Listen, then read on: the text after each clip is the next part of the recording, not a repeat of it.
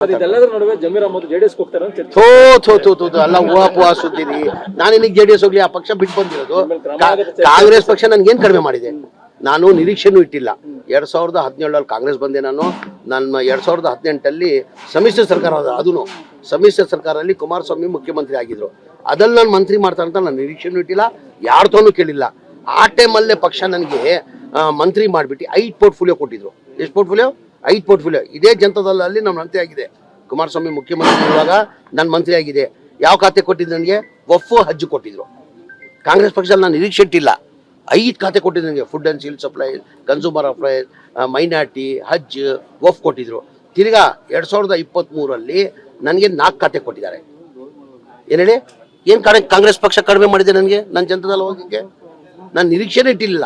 ಇದಕ್ಕೆ ನನ್ಗಿಂತ ಸೀನಿಯರ್ ಇದ್ರು ಬಹಳ ಜನ ನನ್ಗಿಂತ ಸೀನಿಯರ್ ಇದ್ರು. 2018 ನಾನು ಮಂತ್ರಿ ಮಾಡುವಾಗ ರೋಷನ್ ಬೇಗ್ ಅವ್ರು 7 ಬಾರಿ ಗೆದ್ದಿದ್ರು, ತನ್ವೀರ್ ಸೇಠ್ ಅವ್ರು 5 ಬಾರಿ ಗೆದ್ದಿದ್ರು, ಮನೆ ಹಾರೀಸ್ ಅವರು 3-4 ಬಾರಿ ಗೆದ್ದಿದ್ರು. ಅವ್ರು ಎಲ್ಲ ಇಟ್ಕೊಂಡು ನನ್ ಮಾಡ್ಬೇಕಾದ್ರೆ ನನ್ ಬರೆಯಕ್ಕಾಗ್ತದ? ಅದು ಅದೆಲ್ಲ ಅವ್ರ ಜೊತೆ ನಾನೇನಿಕ್ರಿ ಮಾತಾಡ್ಲಿ? ಸುಮ್ಮನೆ ಹೂವಾ ಸುದ್ದಿ. ನಾನು ಹೇಳ್ತಾನೆ ಪಕ್ಷ ಏನ್ ಕಡಿಮೆ ಮಾಡಿದೆ ನನಗೆ? ಈಗ ಪಕ್ಷ ನನ್ಗೆ ಏನ್ ಕಡಿಮೆ ಮಾಡಿದೆ? ಈಗ ಪಕ್ಷ ನನ್ಗೆ ಏನಾದ್ರು ಕಡಿಮೆ ಮಾಡಿರ್ಬೇಕು ತಾನೆ? ನನಗೆ 2 ಸತಿ ಮಂತ್ರಿ ಮಾಡಿದ್ದಾರೆ. ಅದಕ್ಕಿಂತ ಹೆಚ್ಚು ಏನ್ ಬೇಕು? ಅದಕ್ಕಿಂತ ಹೆಚ್ಚಾಗಿ ಏನ್ ಬೇಕು ನನಗೆ?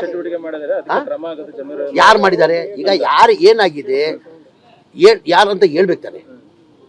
ಇಂಥವ್ರಂತ ಹೇಳಿದಾರ? ಯಾರನ್ನ ಇದುವರೆಗೂ ಹಿಂಗಿದ್ರೆ ಹೇಳ್ಬೇಕು ತಾನೆ? ಅವ್ರ ಪಕ್ಷದ ನಿಷ್ಠೆ ಇದ್ರೆ, ಪಕ್ಷದ ಬಗ್ಗೆ ಅಭಿಮಾನ ಇದ್ರೆ ಅವ್ರಿಗೆ, ಅವ್ರು ಇಂಥವ್ರು ಮಾಡಿದ್ರೆ ಹೇಳಿ. ಸುಮ್ಗೆ ಗೋಡೆ ಮೇಲೆ ದೀಪ ಇಟ್ಟು ಅದು ಇದು ಮಾಡಿದ್ರೆ ನಾವೇನ್ ಮಾಡಕ್ಕೆ? ಇದೆಲ್ಲದರ ನಡುವೆ ಜಮೀರ್ ಅಹಮದ್ ಜೆಡಿಎಸ್ ಹೋಗ್ತಾರೆ ಅಂತ ಚರ್ಚೆ. ಥೋ ಅಲ್ಲ ಹೂವಾ ಸುದ್ದಿರಿ. ನಾನು ಇನ್ನೀಗ ಜೆಡಿಎಸ್ ಹೋಗ್ಲಿ, ಆ ಪಕ್ಷ ಬಿಟ್ಟು ಬಂದಿರೋದು. ಕಾಂಗ್ರೆಸ್ ಪಕ್ಷ ನನ್ಗೇನ್ ಕಡಿಮೆ ಮಾಡಿದೆ? ನಾನು ನಿರೀಕ್ಷೆನೂ ಇಟ್ಟಿಲ್ಲ. 2017 ಕಾಂಗ್ರೆಸ್ ಬಂದೆ ನಾನು.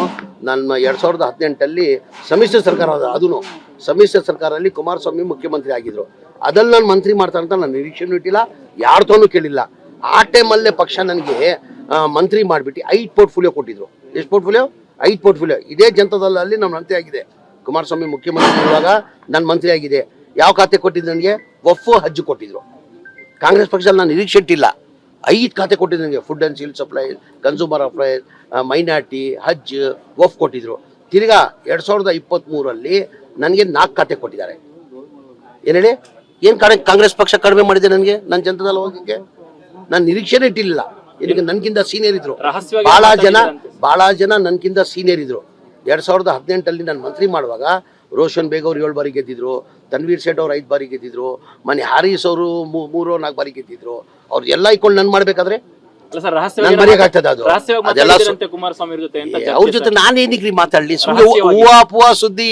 ನಾನು ಹೇಳ್ತಾನೆ ಪಕ್ಷ ಏನ್ ಕಡಿಮೆ ಮಾಡಿದೆ ನನಗೆ? ಈಗ ಪಕ್ಷ ನನ್ಗೆ ಏನ್ ಕಡಿಮೆ ಮಾಡಿದೆ? ಈಗ ಪಕ್ಷ ನನ್ಗೆ ಏನಾದ್ರು ಕಡಿಮೆ ಮಾಡಿರ್ಬೇಕು ತಾನೆ? ನನಗೆ 2 ಸತಿ ಮಂತ್ರಿ ಮಾಡಿದ್ದಾರೆ. ಅದಕ್ಕಿಂತ ಹೆಚ್ಚು ಏನ್ ಬೇಕು? ಅದಕ್ಕಿಂತ ಹೆಚ್ಚಾಗಿ ಏನ್ ಬೇಕು ನನಗೆ? ಯಾರು ಮಾಡಿದ್ದಾರೆ? ಈಗ ಯಾರು ಏನಾಗಿದೆ ಯಾರಂತ ಹೇಳ್ಬೇಕು ತಾನೆ? ಇಂಥವ್ರಂತ ಹೇಳಿದಾರ? ಯಾರನ್ನ ಇದುವರೆಗೂ ಹಿಂಗಿದ್ರೆ ಹೇಳ್ಬೇಕು ತಾನೆ? ಅವ್ರ ಪಕ್ಷದ ನಿಷ್ಠೆ ಇದ್ರೆ, ಪಕ್ಷದ ಬಗ್ಗೆ ಅಭಿಮಾನ ಇದ್ರೆ ಅವ್ರಿಗೆ, ಅವ್ರು ಇಂಥವ್ರು ಮಾಡಿದ್ರೆ ಹೇಳಿ. ಸುಮ್ಗೆ ಗೋಡೆ ಮೇಲೆ ದೀಪ ಇಟ್ಟು ಅದು ಇದು ಮಾಡಿದ್ರೆ ನಾವೇನ್ ಮಾಡಕ್ಕೆ?